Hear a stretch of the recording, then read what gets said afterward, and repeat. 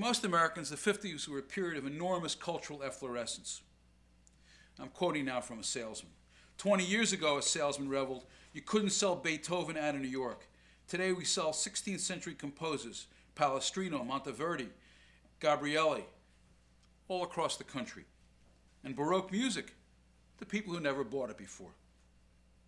The public's expanding taste and increased income produced a 250% growth in the number of local symphony orchestras between the end of the World War and 1955.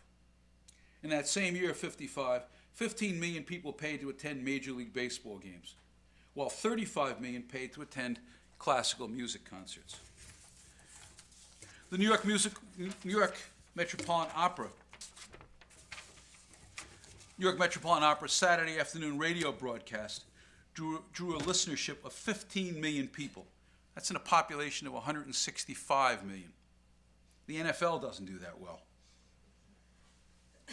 The influence of television was, of course, decried by critics of mass culture. But noted the sociologist David White, in 1956, NBC spent $500,000, in those days real money, to present a 3-hour version of Sir Laurence Olivier's Richard III. It drew 50 million readers, 20 to 25 million watching the entire broadcast.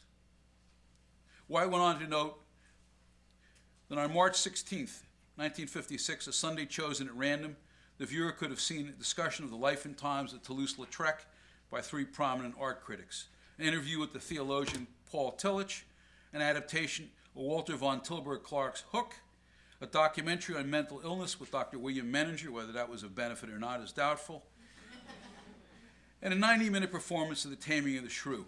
And later in the decade, the viewer could turn into CBS television on Saturday night and listen to Leonard Bernstein explain how to listen to classical music.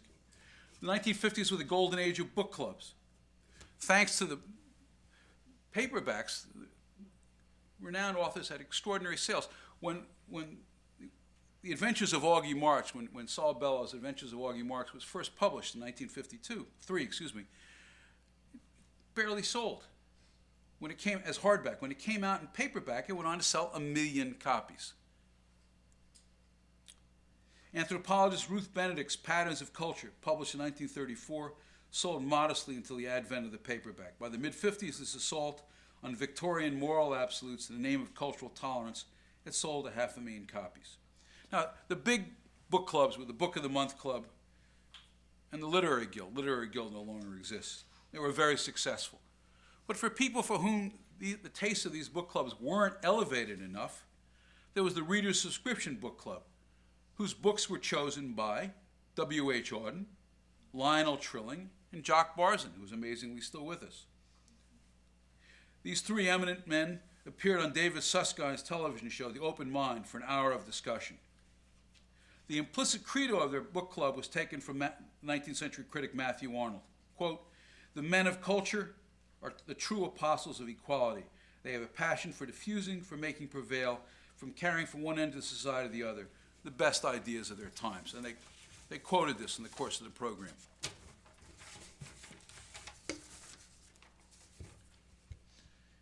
There was even a taste for the highest brow of all, T.S. Eliot, the scourge of the hollow men.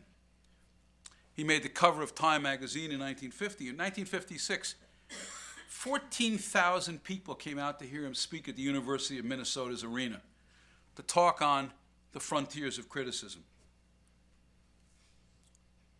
In 1947, notes Alex Beam in his recent book, A Great Idea at the Time, Robert Hutchins, president of the University of Chicago, and philosopher Mortimer Adler, somebody who MacDonald had very effectively skewered, launched an effort to bring the great books of Western civilization to the middle classes. Their logic, you could agree with them or not, their logic was that in the wake of totalitarianism, people had to understand the basis of freedom. Hutchins, a supporter of socialist Norman Thomas for president, been repeatedly investigated by UAC, described himself as a free thinker and an Aristotelian. People argue that's not compatible, but leave that aside. Hutchins and Adler were above all concerned on enhancing the public's capacity to distinguish freedom from unfreedom. They drew 2,500 people to a Chicago auditorium, public auditorium, to hear them lead a discussion of the trial of Socrates, which asked the audience to consider the question of whether the citizens of classical Athens have been right in imposing the death penalty.